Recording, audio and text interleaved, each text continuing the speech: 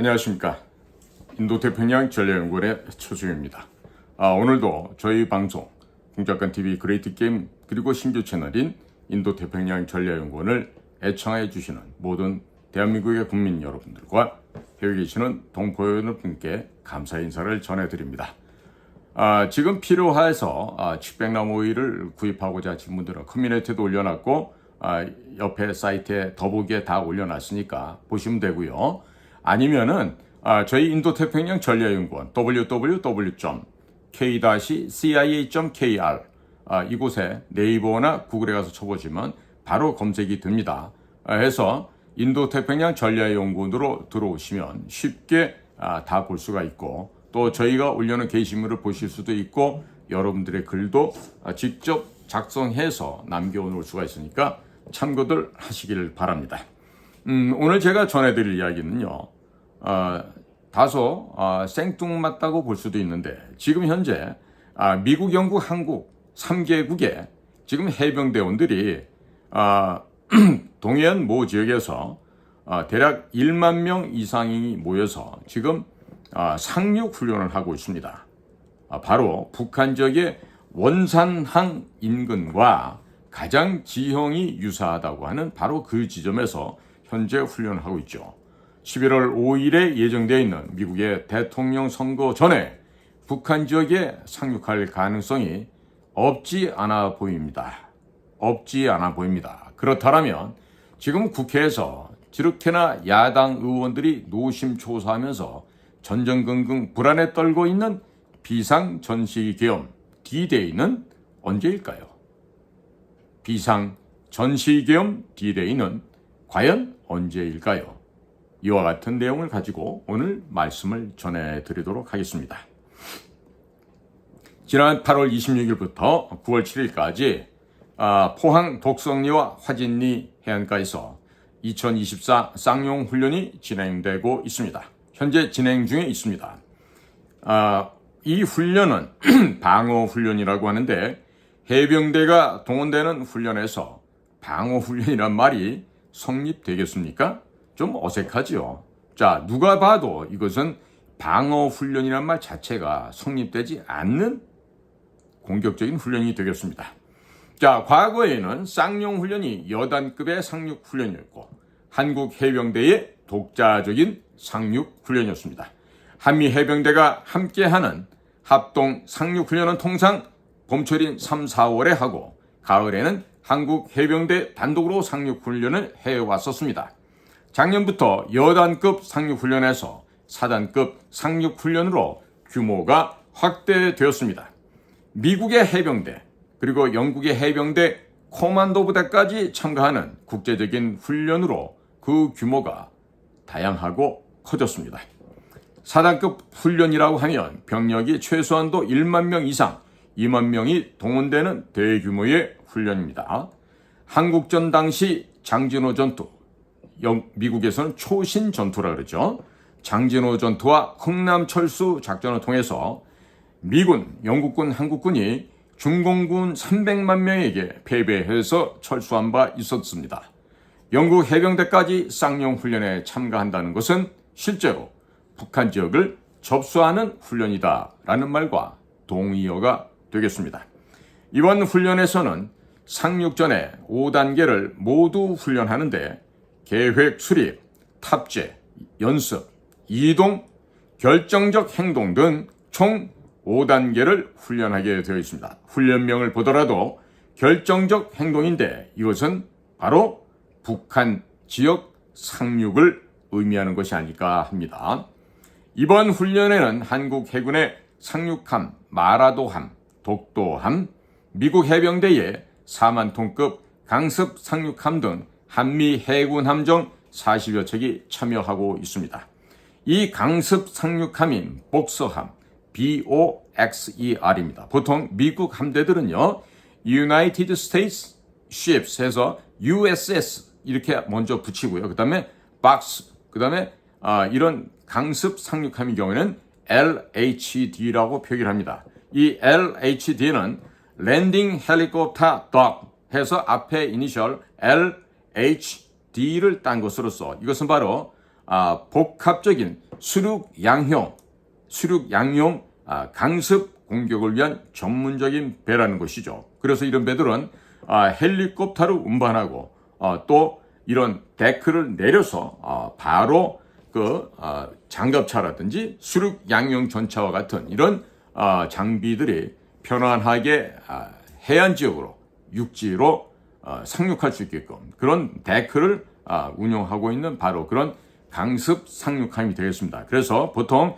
LHD 그럼요 랜딩 헬리콥터 덕 해서 바로 이게 강습 상륙함이다 이렇게 이해를 하시면 되겠습니다.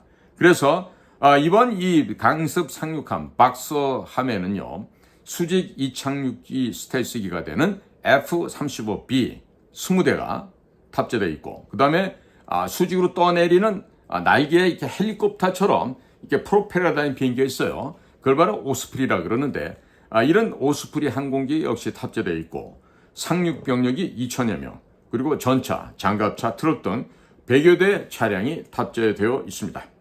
한국 해군의 마라도함과 독도함에도 각각 700여 명의 상륙 병력이 탑승을 하는데 유사시 해안과 공중으로 해병대원 3,000에서 4,000여 명과 그리고 전차, 장갑차 등을 상륙시킬 수 있는 엄청나고도 어마어마한 규모가 됩니다. 이번 훈련에 동원된 해병대 상륙 돌격 장갑차가 40여 대, 미국 해병대의 신형 상륙 돌격 장갑차도 동원이 되었습니다. 그리고 헬기, 오스프리 C-130 수송기, 전투기 등 40여 대, 함정 40여 대가 동원된 세계 최대 규모의 상륙 훈련이 현재 진행 중에 있는 것입니다. 이번 상륙 훈련에는 육군 항공사령부, 육군 특전사령부, 육군 7군단, 공군 작전사령부, 드론 작전사령부, 국군 화생방 방호사령부, 국군 심리전단 등 지원 작전사령부도 대거 참여를 하였습니다. 드론 작전사령부가 최초로 훈련에 참여했다는 말은 사전에 드론으로 정찰을 하고 전투기와 육군 아파치 헬기를 동원해서 상륙 지점을 폭격하고 연이어서 상륙하겠다는 의미가 되겠습니다. 그리고 제7기동군단은 평양을 접수하는 부대입니다. 이 부대가 상륙훈련에 참여했다는 것은 서해와 동해, 동시에 상륙작전을 하겠다는 것을 의미합니다. 어차피 한미연합 공군에 중공군이 움직일 수가 없게 됩니다. 따라서 서해안 남포 앞바다에 대놓고 상륙해도 중국 군대가 움직일 수가 없을 것입니다. 현재 미국의 대통령 선거는 트럼프가 압도적으로 앞서 나가고 있습니다. 그렇기 때문에 미국 민주당은 북한 지역을 해방했다는 그와 같은 퍼포먼스가 없게 될 경우 선거에서 100% 패배하게 되어 있습니다. 그렇기 때문에 미국 조 바이든 대통령 일가족과 민주당 의원들은 부패 혐의로 대거 체포될 수밖에 없는 그런 상황이 될 것입니다. 따라서 미국 민주당은 금년도 10월경에 북한 지역을 밀어버리면서 점령을 하지 않으면 안 되는 상황이 되고 말았습니다. 지금 미국에서 민주당이 대통령 선거에서 이길 수 있는 방법은 첫 번째가 세계대전급의 전쟁을 일으켜서 미국 정부가 전시 상태로 급변하면서 대통령 선거를 취소시켜버리는 겁니다. 두 번째, 공화당의 대통령 후보인 도널드 트럼프를 어세시네이션, 암살해서 제거해버리는 것이죠. 지난번에 버틀러인가요? 거기서도 지금 트럼프에 대한 암살이 시도가 됐지만 앞으로도 끊임없는 트럼프에 대한 암살은 계속해서 추진이 진행이 될 것입니다. 그러니까 미국의 지금 금년도 대통령 선거 상황은요 대단히 변수가 많기 때문에 우리가 잘 눈여겨 지켜봐야 되겠습니다. 하지만 어떻게 됐든지 간에 미국에서 민주당이 패배하고 공화당의 도널드 트럼프가 된다는 것은 틀림없는 사실인 것으로 보여집니다. 자, 따라서 이런 역경에 처해 있는 민주당은 정권을 지켜내기 위해서라도 금년도 11월 5일 대통령 선거가 진행되기 훨씬 전에 북한 지역을 밀어버려서 점령을 해버린다거나 아니면 중동전을 더욱더 확산시킨다거나 이런 행위를 해야 됩니다. 그러나 지금 뉴욕 타임즈 기자 하나가 지금 전쟁이라고 하는 책을 지금 써서 지금 10월달 중순이면 그 책이 아마 발간될 것 같아요. 그 책이 발간되면 지금 러시아 우크라이나 전쟁의 배후가 누구였고 또 이스라엘과 아랍 중동 지역의 전쟁 배후가 누구였다는 것이 지금 백일하에 드러나게 되겠습니다. 누구였습니까? 바로 조 바이든과 민주당 딥스테이트들이 그런 것을 획책해 왔다는 것이 지금 곧 폭로될 예정이니까 해외 사이트를 통해서 또 워라고 하는 전쟁이라는 책을 한 번 더 사서 보시는 것도 좋을 것 같습니다. 자, 이번 압록강 지역 홍수로 인해서 벌써 제가 파악하기로는 이미 1만 명이 넘는 인명이 죽음을 당했습니다. 그리고 수효를 헤아릴 수 없는 사람들은 지금 행방불명이 됐어요. 아마도 서해 바다에 놀러왔던 갈치떼들이 아마 그 이빨을 드러내면서 북한 주민들의 생사를 아마 신나게 뜯어먹지 않았을까 이런 추측을 하게 됩니다. 자, 이번 압록강 홍수는 대단한 큰 피해를 초래했지만 역시 혼자 잘 먹고 잘 사는 김정은이가 주민들 위해서 한 일은 아무것도 없다란 얘기입니다. 지금 현재 북한 지금 자강도 국경 지역이죠. 이 자강도 지역의 모든 군수공장이 수몰이 되었습니다.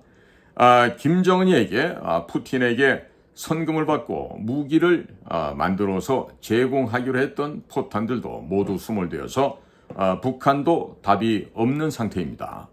자, 푸틴이 주는 밀가루도 안 받겠다, 돈으로 달라 이렇게 해서 돈을 받았는데 지금 벌써 2억 달러를 날려먹었어요. 뭐로 날렸냐? 첫 번째 1억 달러는 그들이 믿고 부려먹던 군 쪽에 있는 그 무역 일꾼들 가운데 박원일이라고 아주 걸출한 인물이 있어요.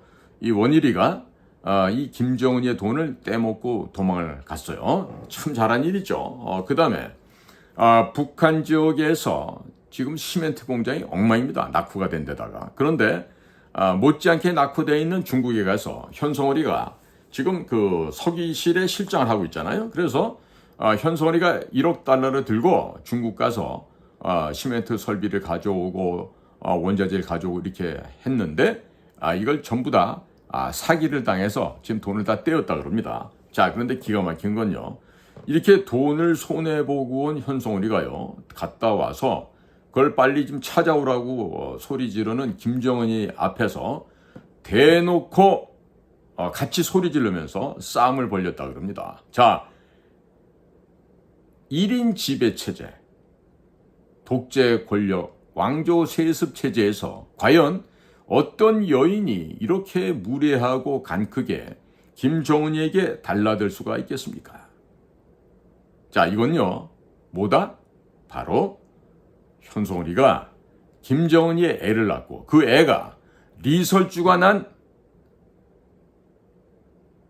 일봉이보다 훨씬 더 뛰어나다는 것이죠. 그러니까 현송월이가 난 아들, 누구? 령주. 령주는 바로 김정은이의 씨를 받아서 난 아이고, 지금 남들은 다 김정은이가 무슨 얘기하면 박수치고 막 이러는데 현송월이 혼자서 핸드폰 보고 이러고 있어요. 도무지 북쪽 사회에서 있을 수가 없는 일인데 그런 짓을 하는 현송월이가 이번에 중국 가서 시멘트 설비를 수입해오는 과정에서 실패를 해서 1억 달러가 또 날아갔습니다. 자, 이렇게 해서 실패하고 돌아온 이 능력 없는 현송월이가 즉 김정은이랑 같이 입을 섞어서 싸움을 했다. 진짜 골 때린 얘기죠. 남쪽에서는 그런 일 없는지 모르겠는데 북쪽에서는 정실도 아니고 우리로 말하면 뭐라 그래야 돼? 첩아니에요, 첩. 그러나 물론 첫 번째 여자입니다. 김정은에게 여자가 무언지를 가르쳐준 첫 번째 여인, 바로 그 현송월이가 이와 같이 지금 날이 갈수록 서기실 실장까지 겸임하면서 득세를 하고 있다. 이런 상황이 지금 현재 북한에서 들려나오는 얘기이기도 합니다. 자, 그러니까 지금 돈을 이렇게 해서 날려먹은 데다가 지금 자강도 지역이 다 수몰이 됐어요. 그러니까 김정은이는 지금 푸틴에게 이 돈을 받고 무기 만들어 줄게, 제공할게 이렇게 약속했는데 자, 이게 전부 다 수몰이 됐습니다. 답이 있나요, 없나요? 없지요. 자, 지금 화불단행이란 말이 있듯이 김정은에게는 지금 몸도 지금 점점 죽음을 향해서 가고 있는데 자연재해 또한 김정은에게 녹록지가 않습니다. 자, 그리고 한편 중국에서는 시진핑이 두개골을 여러 제끼고 뇌수술을 했다, 이런 얘기가 중국 내에서 지금 광범위하게 지금 퍼져나가고 있습니다. 중국 군인들, 중국의 경찰들, 공무원들, 교사, 의사 등에게 월급 또한 못 주고 있죠. 자, 이렇기 때문에 지금 중국 경제는 내파 정도가 아닙니다. 이제는 완전히 혼란 상태에 지금 빠져 들어가고 있습니다. 결국 중국의 미래가, 중국의 경제가, 중국 사회가, 중국의 운명이 답이 없는 상황이 되어가고 있는 것입니다.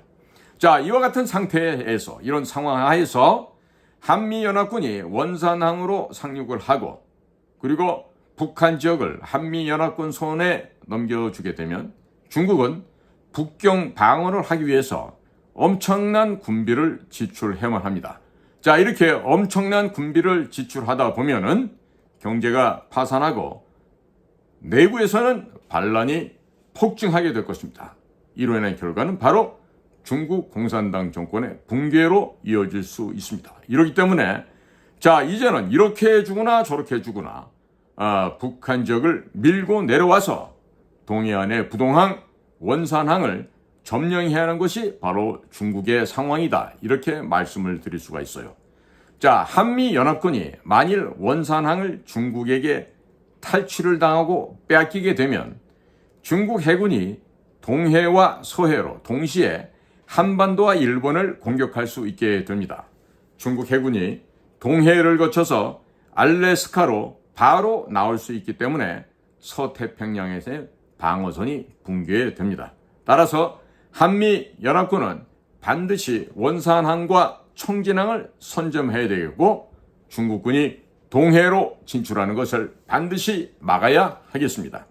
현재 러시아가 우크라이나 전쟁으로 정신이 없을 때 북한, 러시아 접경 지역까지 한미연합군이 밀고 올라간다면 북한을 완벽하게 접수할 수가 있게 됩니다. 그리고 윤석열 대통령이 의료개혁을 한다면서 의대 정원을 갑자기 내년부터 2,000명으로 늘린다. 2,000명을 더 늘리는 거예요. 이미 3,400여 명 뽑고 있죠. 자, 이걸 했다가 지금 1,500명으로 늘린다고 입장을 바꾸는 등 알 수 없는 행동으로 의사들이 지난 2월에 모두 사표를 쓰고 나가버렸습니다. 자, 문재인, 조국, 이재명 이와 같은 범죄자들을 때려잡으라고 하니까 시선을 다른 곳으로 돌리기 위해서 의사들을 때려잡은 것이 아닌가 하는 의심이 많이 일어나고 있습니다. 자, 그런데 의사들이 모두 사표를 쓰고 나가버리니까 당황해서 행정명령을 발동하여 의사들의 사표를 수리해 주지 말라고 각 병원에 명령을 하였습니다. 또한 경찰, 정보과 형사들을 병원과 의사 가족들에게 보내서 압력을 행사를 했습니다. 자, 이것은 엄연히 근로의 자유를 침해한 결과고 또 노동법 위반이기 때문에 의사들이 병원장과 보건복지부 공무원들을 직권남용으로 고발해버린 상태입니다. 자, 이것은 윤석열 대통령이 옷을 벗고 내려오면 윤석열 대통령도 직권남용 및 국정농단으로 구속이 불가피한 상태가 되어버리고 말았습니다. 자, 의료대란 잡겠다고 지금 1조가 넘는 헛된 돈을 지금 쓰고 있죠. 지금 1조가 넘게 지금 쓰여졌어요. 자, 게다가 전국의 의과대학 병원들의 적자가 1조 4천억 원을 넘어가고 있습니다. 앞으로 얼마나 버틸 수 있겠습니까? 한 1개월 정도 더 있으면 폐업하는 병원들이 우후죽순으로 속출할 것으로 전망되고 있습니다. 자, 응급실 역시 모두 붕괴되어 버리고 찬바람이 불게 되는 9월 말 10월 초가 되면 더욱더 전국적으로 중증 환자는 폭증할 것으로 전망됩니다. 이성적으로 생각해 보십시오. 당연히 환절기가 되면 이와 같은 중증 환자 어르신들께서 많이 폭증을 하게 됩니다. 자, 이미 앰뷸런스 안에서 헤매다가 시간을 허비하여 죽어가는 환자들이 폭증하고 있죠. 회복이 불가능한 상태로 들어가고 있는 안타까운 환자들 또한 늘어나고 있습니다. 추석 밥상에 문재인 가족의 비리를 올리기 위해서 열심히 검찰이 수사를 하고 있죠. 그러나 이미 윤석열 대통령이 모든 신뢰를 잃어버렸습니다. 이렇기 때문에 현재 23%까지 떨어진 지지율은 문재인과 이재명을 구속시킨다 하더라도 30%를 넘기기 힘들 것으로 예상됩니다. 윤석열 대통령이 기자회견 통해서 응급실 가보면 잘 돌아간다 라고 발언한 것 때문에 이제는 자유우파, 소위 보수층들도 모두 등을 돌려버린 상태가 되었습니다. 추석 때 응급실 의사 간호사들이 모두 탈진해서 소진되고 쓰러지고 나면 그때는 그냥 다 무너지게 되는 것입니다. 방역당국은 9월 초부터 코땡땡 감염자가 35만 명으로 늘어날 것이라고 전망을 하는데 젊은 사람들은 상관이 없겠지만 중장년층의 어른들은 위험할 수도 있습니다. 찬바람 불면 어르신들의 심근경색, 뇌졸중 등으로 갑자기 쓰러지시는 분들이 늘어날 것이고 또 얼음이 얼게 되면 미끄러져서 고관절이나 골절 등의 상처를 입는 분들이 많이 계실 것입니다. 그리고 가을철 안개가 끼게 되면 교통사고도 많이 나게 될 텐데 응급실이 모두 문을 닫으면 병원에 가면 살 수 있는 사람들은 수십만 명이 사망하거나 의식불명 상태로 빠져버릴 수도 있습니다. 10월부터 민노총이 살인마 윤석열 퇴진, 살인마 국민의힘 퇴진을 외치고 나오면 자유우파 애국 보수층도 동조하는 사람들이 많이 생겨날 가능성을 배제할 수가 없습니다. 한동훈과 이재명은 자기들이 살기 위해서 윤석열 대통령을 탄핵시키려 할 것입니다. 이런 상태이기 때문에 윤석열 대통령도 한미연합군을 동원해서 북한을 접수하고 국내에서 전시 비상계엄을 선포하여 더불어민주당 의원과 민노총을 모두 잡아들이는 것을 선택할 것입니다. 더불어민주당과 진보당은 이미 법무부에 위헌정당 해산 청구가 접수된 상태이기 때문에 더불어민주당과 진보당 의원들을 간첩죄로 잡아들이면 됩니다.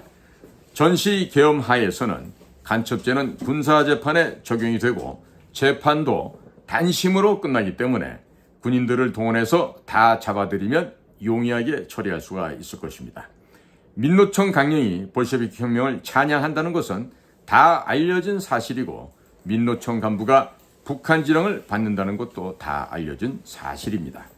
더불어민주당 의원들을 모두 잡아들이기 위해서는 문재인이가 북한에 넘긴 USB 역시 여적죄로 구속시키고 사형을 시켜야 할 것입니다. 그리고 친북 성향의 민간인들에게 국정원 메인 서버를 열람하게 한 서훈 전 국정원장도 여적죄를 적용하여 모두 사형시키게 되면 국민들이 더불어민주당 의원들을 모두 체포하라고 아우성을 치게 될 것이죠.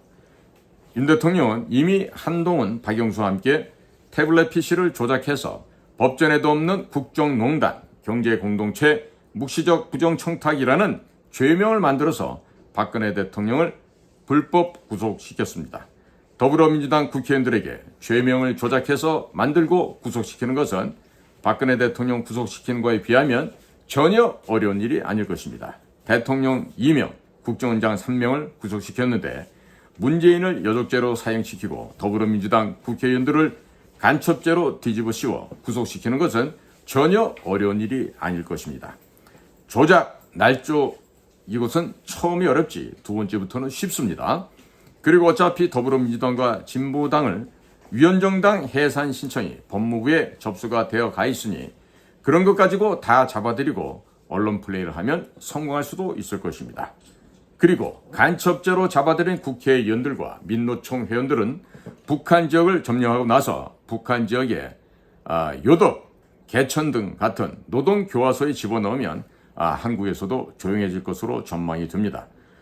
그리고 국내 방송사들이 지난 2018년 평창올림픽 기념 문화공연을 중계한다면서 평양에 가지고 올라갔다가 내려오면서 방송 차량 등 방송 장비를 대거 평양에 두고 왔는데 이 또한 대북제재 위반 및 여적죄 등으로 방송사의 사장들과 국장 등을 구속하면 방송도 쉽게 장악이 될 것입니다.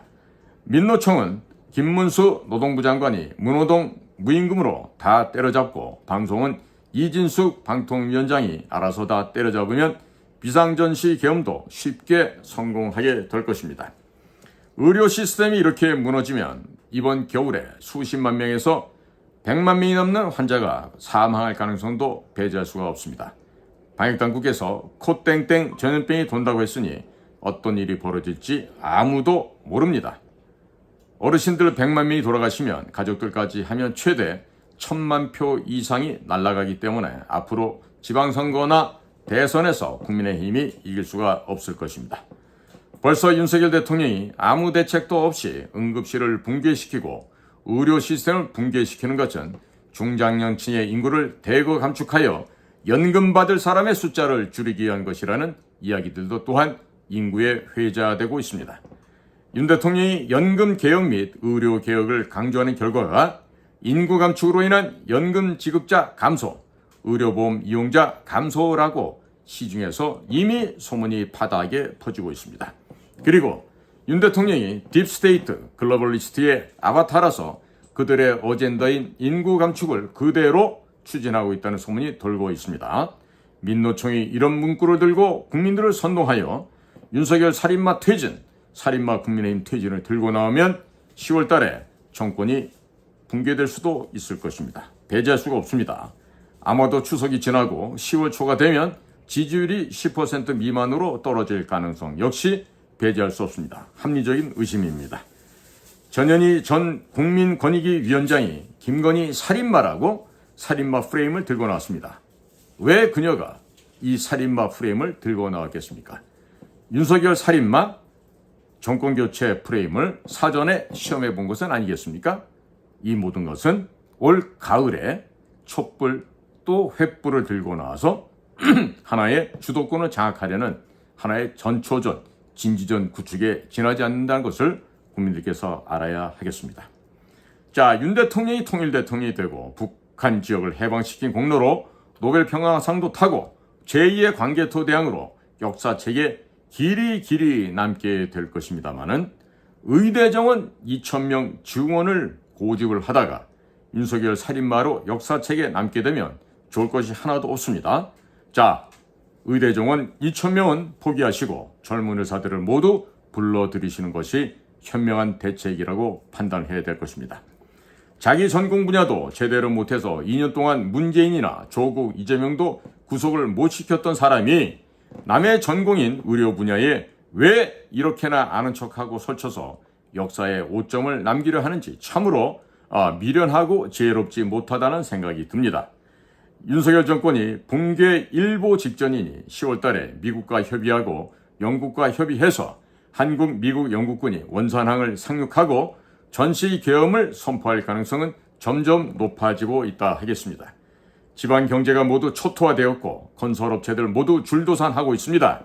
이럴 때는 북한을 접수하고 북한 재건 사업을 통해 국내 경제를 살리는 극약 처방밖에는 별다른 답이 없습니다. 2023년 비정부 기구 시민단체에게 102조 3천억 원을 지급했습니다. 성인지 예산으로 24조 원을 사용하였습니다. 합해서 126조 3천억 원을 국내 민간 회사에서 구호물자를 구입한 후에 북한 지역에 나눠주게 되면 국내 회사들은 저마다의 재고 창고를 모두 비울 수 있게 될 것입니다. 그리고 죽어가던 국내 업체들을 모두 살릴 수 있게 될 것입니다.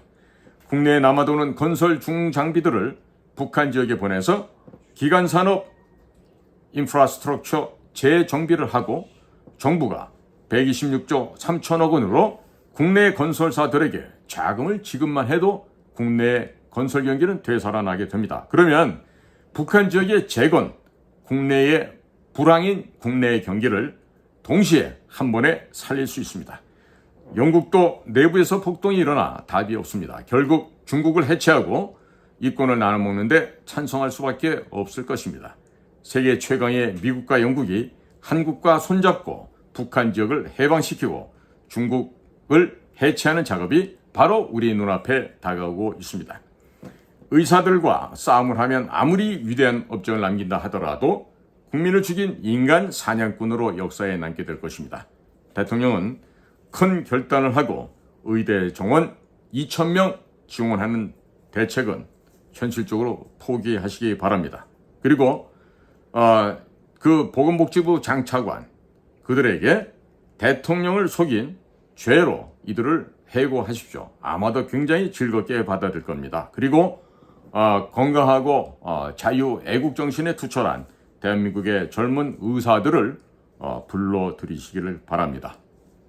자, 국민 여러분, 오늘도 저희 방송을 경청해 주셔서 대단히 감사합니다. 안녕히 계십시오.